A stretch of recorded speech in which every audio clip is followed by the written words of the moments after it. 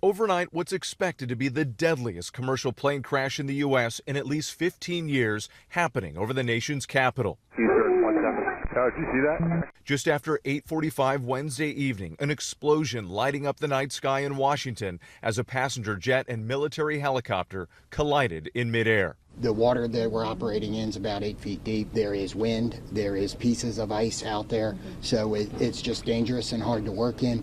The moment of the crash captured on an EarthCam live stream at the Kennedy Center.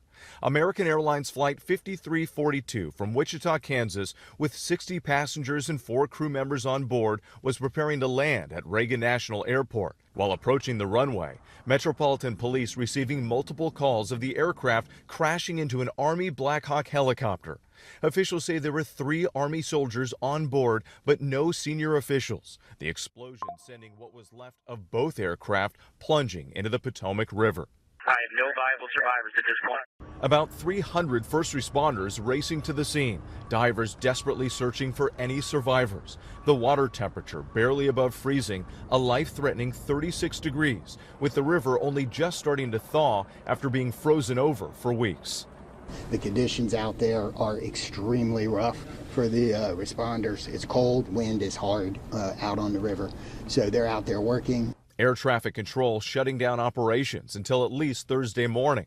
Delta 832, sorry. I don't know if you caught earlier what happened, but there was a collision on the approach in the 3-3. We're going to be shutting down operations for the indefinite future. Nearby residents witnessing the horror. When we went to the roof, it was insanity.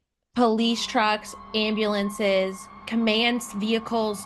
This was something like I've never seen. Family and friends gathering at the airport overnight, waiting for news.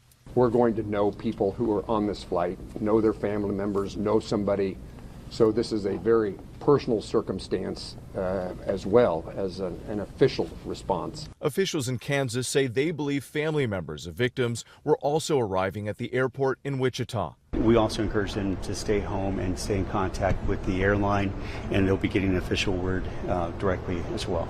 And U.S. figure skating confirming several athletes, coaches, and family members were on the plane, returning home from the National Development Camp, saying in a statement, "We are devastated by this unspeakable tragedy and hold the victims' families closely in our hearts."